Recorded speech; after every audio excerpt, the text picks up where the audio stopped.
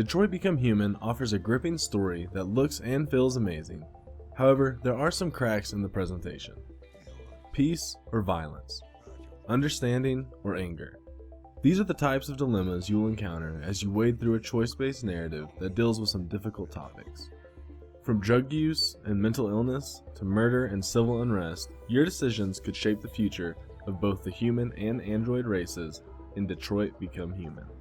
Are you ready for the adventure that ensues as three characters try to discover what makes them human? Think fast, you're about to step off the elevator into Detroit 2038. Detroit Become Human asks the age-old question, what makes us human? In this gorgeous and interactive choice-based narrative, you'll get to play in the city of Detroit, 20 years in the future. In this version of the city, highly advanced androids have been created to serve mankind in every way imaginable. From caretakers and children to exotic dancers and investigators, cyberlife has a machine to fill every void. It sounds perfect, right? Maybe not as much as you'd think, however, as civil unrest begins to spread slowly through the city. You'll get to delve into the minds of three very different androids, each with their own unique personalities and view of the world.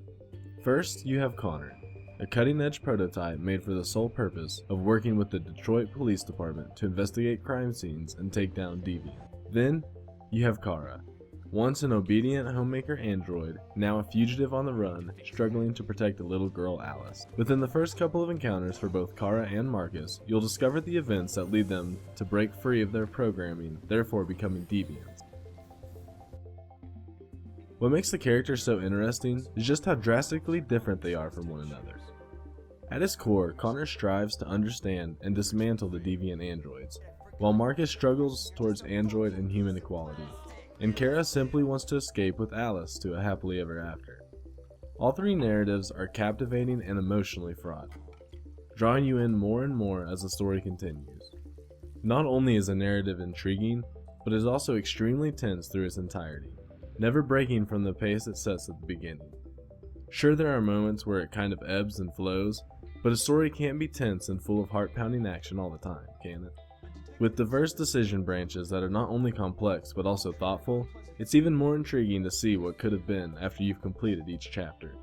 And let's not forget that every single choice that you make throughout the game could have serious consequences moving forward. This is part of what makes the game so well executed. Though you don't find out what you missed or what the other outcomes are until you've gone through as many times as necessary, they are first presented as grayed out options. It takes about 10 to 12 hours to complete one walkthrough, taking into account that you've looked over a lot of the details and clues that could unlock other possibilities for the story. Despite their differences, all three protagonists have the same android abilities, interacting in ways that are invisible to the human eye. These include Connor's investigation tools to piece together how events previously unfolded, hints about what to do or where to go next, and pro-constructing movement to achieve a successful outcome. Using Connor's investigation tools of analyzing and piecing information together to figure out the bigger picture is not only fun, but also rewarding. Likewise, using Marcus to pre-construct a preferred plan of attack before executing is definitely a skill I wish I had in real life. While it would be nice to have varying difficulties for the actual hints available in each of the three character stories, it's not a huge drawback to the gameplay in general. Additionally, there are times when items or objectives aren't highlighted when using this special investigation site, making me question whether that was intentional or just an oversight on the developer's part. One of the most challenging yet satisfying aspects of Detroit Become Human is the use of the entire DualShock controller to interact with the world. In order to execute simple everyday movements like opening a door or pouring a drink, you will have to be quite interactive. From turning over your entire DualShock controller, or swiping the touchpad, or pressing a combination of buttons, these little movements always feel deliberate. While it's not difficult to do, these simple tasks where these interactive controls take their toll is during the combat sequences.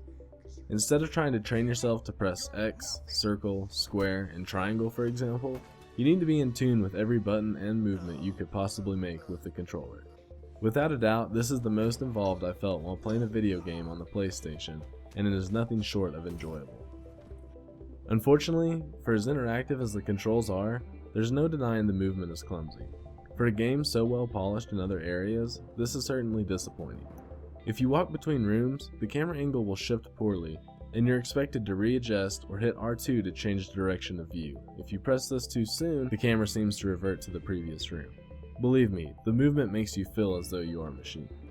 Detroit Become Human is a game that, at its core, deals with some mature and heavy-hitting themes throughout. Without a doubt, you'd be hard-pressed not to get sucked into the engaging and intriguing narrative created by David Cage and his team at Quantum Dream. With that said, for a game that deals with so much suffering and some huge social injustices, like the struggle for equal rights, it's hard not to be disappointed with the way the developers address these issues. Some of these themes, like the mental health issues, domestic abuse, and the overarching display of oppression, don't exactly relate to real life. While these are well-intentioned enough, they simply aren't handled with the depth they deserve. As such, some of the messages Quantum Dream is hoping might resonate with the audience simply fall flat. Building on this, there are going to be times, most of which are more than halfway through, where you'll scratch your head wondering how the developers ever thought it would be realistic. While it's no secret that Marcus becomes involved with the inevitable uprising, I have so many questions about why he has the role he does, and how he's able to have such a lasting impact on the android race. Unfortunately, if you're like me, don't hold your breath for any answers, because oftentimes there are none to be found. Quantum Dream absolutely nails what it means to bring the world of a video game to life. From extremely accurate facial animations and movement, to all of the very real environments, this is a title to feast your eyes on. Exactly like one of the slogans within the game, Detroit Become Human really does scream, "I am alive." As close as the graphics are to perfect, there are small inconsistencies with subtitles as well as decisions, where the white script is put on a white background. I'm not exactly sure how players are expected to see this and make well-informed decisions, but at this point, you're just going to have to guess. Just as the visual presentation is vibrant and brilliantly polished, the sound that helps the story along is just as thrilling. At every turn in the game, there is something to help commemorate the mood, really bringing the feels to life the entire way through. From the third hard-hitting emotional moments, to the witty banter, and even the heart-pounding intensity of the majority of the narrative, the music keeps pace well every step of the way.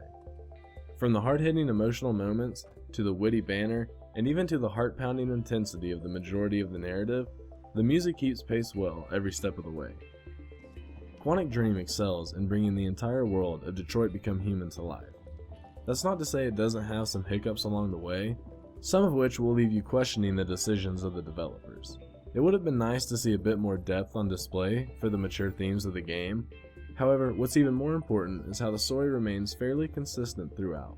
With amazingly realistic graphics, intense music, rich characters, and a dynamic decision scheme, this action-adventure title is enthralling from its opening scene to the very end.